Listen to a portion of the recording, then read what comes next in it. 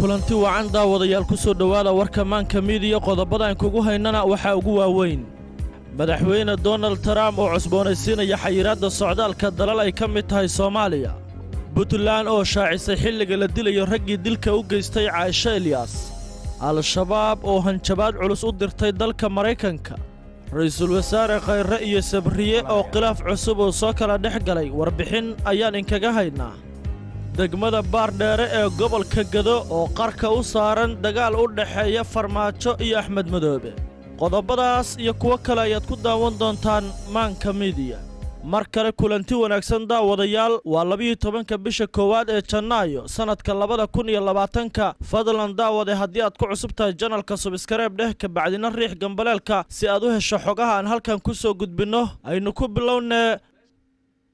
waxa ay soo taraya wararka sheegaya in ra'iisul wasaaraha Soomaaliya Xasan Cali Khayre iyo wasiirka arrimaha gudaha iyo federaalka Cabdi Maxamed Sabriye ay isku khilaafeen dhismaha baarlamaanka Galmudug oo xildhibaanada badankood la shaaciyay jamcihii warar ay heshay maanka miidiya ayaa sheegaya in wasiir Sabriye uu rajo ka qabay in la qanciyo beelaha tabashada qaba iyadoo ay ka qayb qaadanayaan odayaasha iyo xildhibaanada ku jira baarlamaanka Soomaaliya balse aysan dhicin in go'aan gaar ah laga qaato cabashadooda sidoo kale maanka miidiya dadkii ay la hadashay waxay u sheegeen in wasiirka arrimaha gudaha Soomaaliya uu jamcihii ka soo dhaqaajiyay Dhuusamareeb kadib markii uu sheegay in uusan waxba u ahayn odayaasha qaar oo looga baxay ballamihii uu ka soo qaaday manacada inuu dib ugu laaban doono magaalada Dhuusamareeb iyo kale beelaha Sacad Saleebaan Dir iyo kuwa kale ayaa cabasho xoog leh ka qaba sida loo maray soo xulista baarlamaanka waxaana qaarkood ku doodayaan in lagu farageliyay soo xulista waxaana sababta keentay in wasiirka uu ka caroodo go'aanka ra'iisul wasaaraha Soomaaliya oo guddiga farsamada ay qaateen jamcihii la soo dhaafay ra'iisul wasaare Xasan Cali Khayre guddiga uu ku amray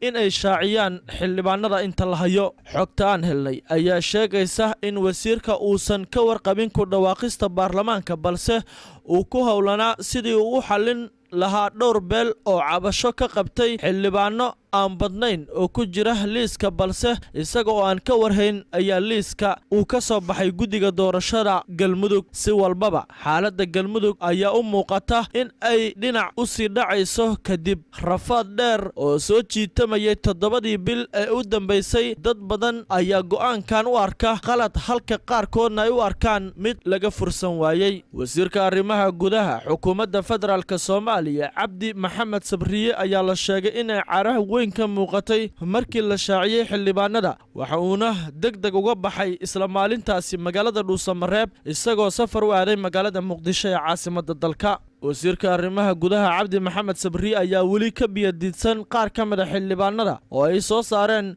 guddiga doorashada waxa uuna sheegayaa in ay caqabad ka taagan tahay beelaha qaar ee dega dowlad goboleedka Galmudug dhinaca kale waxa arrinta sii murjinaya go'aanka uu hore ka qaatay ra'iisul wasaare Xasan Cali Khayre ee ku aadan in la shaaciyo xildhibaanada inta la hayo waxaana ay taasi keentay in guddiga doorashada iyo ra'iisul wasaare Khayre oo dhinaca iyo wasiirka arrimaha gudaha Cabdi Maxamed Sabriye ay khilaaf weyn ka dhex abuurto dhinaca kale waxa isna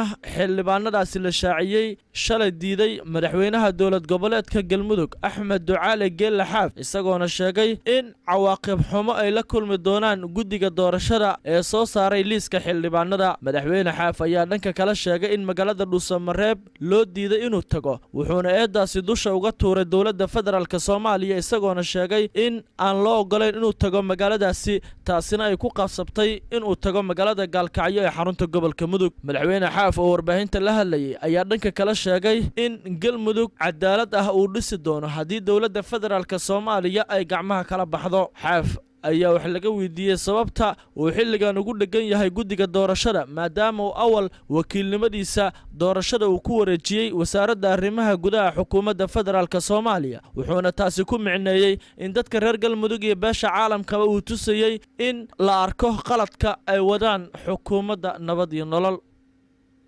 hoggaanka kooxda al-shabaab ayaa ku hanjabay inay sare u qaadayaan weerarada ka dhanka ah Maraykanka kadib markii ay dhowaan ku qaadeen saldhigga Manda Bay oo ku yaala gobolka xeebta Lamu ee dalka Kenya. Idaacadda ku hadasha afka al-shabaab ee Al-Andalus ayaa baahisay qaybta koowaad ee barnaamij ay ku sheegtay inay uga hadlayso duulaamada ka dhanka ah dowladda dalka Maraykanka. Al-shabaab ayaa sheegtay in weeraradooda ay yihiin kuwa ay ugu jawaabayaan howlgallada Maraykanka uu ka wado dalalka Ciraaq iyo Afghanistan ilaa bariga qaaradda Afrika, kuwaas oo ay sheegtay in lagu dhibaateeyo inta badan dadka muslimiinta ah. sidoo kale waxa ay ku hanjabtay in hadda kadib ay beegsan doonto ciidamada Maraykanka kuna weerari doonto saldhigyadooda. weerarkii ugu dambeeyay ee ka dhacay saldhigga Manda Bay ee ku yaala gobolka Lamu ayaa waxa ciidamada Maraykanka ka soo gaaray khasaare xoog leh oo isugu jira dhimasho iyo dhaawac. Horay kooxda al-shabaab ayaa sidoo kale u weerartay saldhigga Balidogle oo muhiim u ah Maraykanka, inkastoo weerarkaasi ciidamadu ay ka hortageen. Maraykanka ayaa ka mid ah dalalka la dagaalama al-shabaab, waxaana uu duqeymo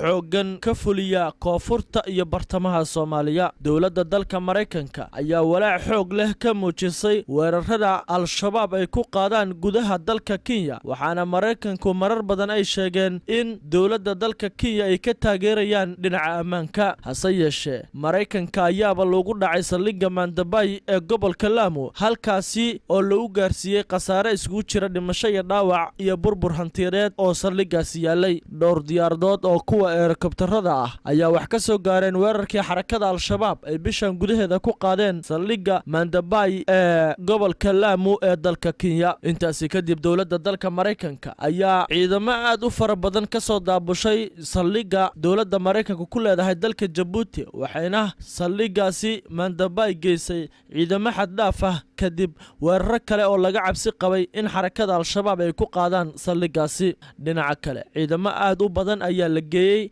saldhigga Balidogle ee koonfurta Soomaaliya, waxaana ciidamadaasi la sheegay inay qayb ka yihiin ka hortagga xarakada al-shabaab iyo weerarada Maraykanku ku baacsanayo xarakadaasi. marar badan ayaa dowladda dalka Maraykanka muwaadiniinteeda waxay uga digtay in ay ku safraan dalalka Kenya iyo Soomaaliya, waxaana marar badan dhacday in xarakada al-shabaab ay weeraro kala duwan ku beegsadaan ciidamada ku kala sugan Kenya iyo Soomaaliya. xerilaalyaha guud ee maamulka Puntland mudane Maxamuud Xasan oo Cismaan ayaa shaaciyay xilliga kama dambaysta ah ee xukunka dilka toogashada ah lagu fulin doono raggii lagu helay kiiska Caaisha Ilyas. oo Cismaan ayaa warbaahinta u sheegay in raggaasi oo gaaraya 3 la toogan doono subaxnimada Talaadada ah ee 11 bisha soo socota ee Febraayo ee sanadka 2020. sidoo kale xerilaalyaha ayaa sheegay inuu shalay wareejiyay galka fulinta xukunka oo ay ku lifaaqan yihiin warqadii dhaxalkoobka iyo codsigii qisaas dalabka qoyska marxuumad Caaisha Ilyas. 3 xukunsanaha ah ayaa kala ah Cabdishakuur Maxamed Dige, Cabdisalaan Cabdiraxmaan Warsame iyo Cabdifataax Cabdiraxmaan Warsame. maxkamadda darajada koowaad ee gobolka Nugaal midda racfaanka iyo tansare ayaa waxa ay xukun dil toogasho ah ku rideen raggan kadib markii lagu helay kiiskaasi. Caaisha Ilyas Aadan oo 12 jir ahayd ayaa la isugu daray kufsi iyo dil bishii Febraayo ee sanadkii 2019, waxaana dhacdadaasi ay si weyn u taabatay dadka Soomaaliyeed. madaxweynaha dalka Maraykanka Donald Trump ayaa la filayaa dhowaan inuu saxiixo ama muddo sanad ah uu ku kordhiyo xayiraadda dhanka socdaalka ah uu horey u saaray muwaadiniinta 6 dal oo muslimiin ah oo ay Soomaaliya qayb ka tahay. aqalka cad ee Maraykanka oo looga arrimiyo dalkaasi ayaa laga hadalhayaa in muddo 1 sano ah oo dheeraad ah uu ku kordhin doono xayiraadda dhinaca socdaalka ah oo la saaray muwaadiniin ka soo jeeda 7 dal oo ay Soomaaliya ka mid tahay. dalalkaasi ayaa waxaa ka mid ah Iiraan, Liibiya,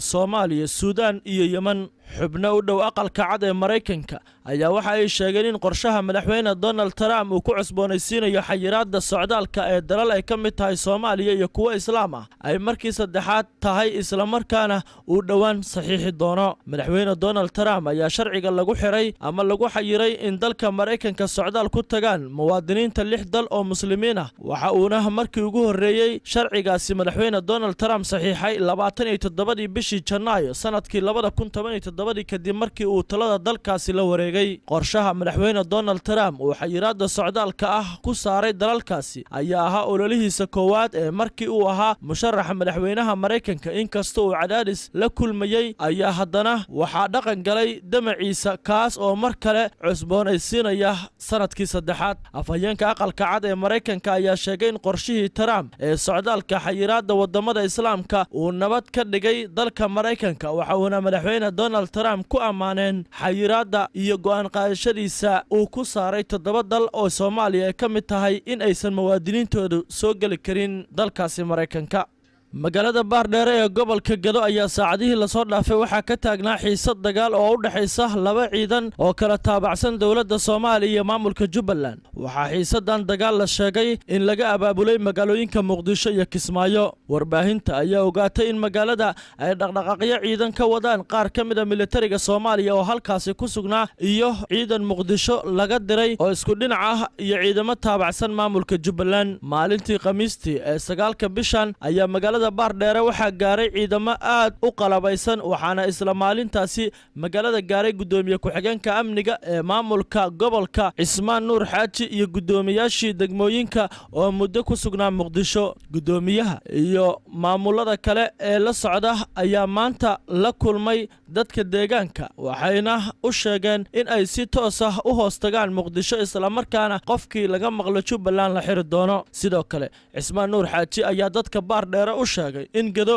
ay halis ugu jirto dawlado shisheeye oo taageersan Axmed Madoobe sidaas daraaddeedna aan loo dulqaadan doonin qofkii Axmed Madoobe ka amar qaata. dhinaca kale waxaa magaalada Gaaf wareegaya ciidamo ay kala hogaaminayaan gudoomiye ku-xigeenka labaad ee gobolka Sheekh Maxamed Xuseen Alqaadi, gudoomiye ku-xigeenka koowaad ee gobolka ee dhowaan la magacaabay Macalim Koofi iyo gudoomiyaha degmada Baardheere kuwaas oo ka amar qaata Axmed Madoobe waxayna wataan gaadiid dagaal iyo ciidan hubaysan. bulshada ku nool Baardheere ayaa warbaahinta u sheegay inay watahayaan xaalad cabsi ah isla markaana ay halis ugu jiraan dagaal laga abaabulay magaalooyinka Muqdisho iyo Kismaayo. lama oga halka ay ku dambeyn doonto xaaladda gobolka Gado oo ay wada joogaan 2 ciidan oo ka kala amar qaata dawladda dhexe iyo Jubbaland sidoo kalena ay joogaan 2 maamul oo iska soo horjeeda kuwaas oo laga amro Muqdisho iyo Kismaayo.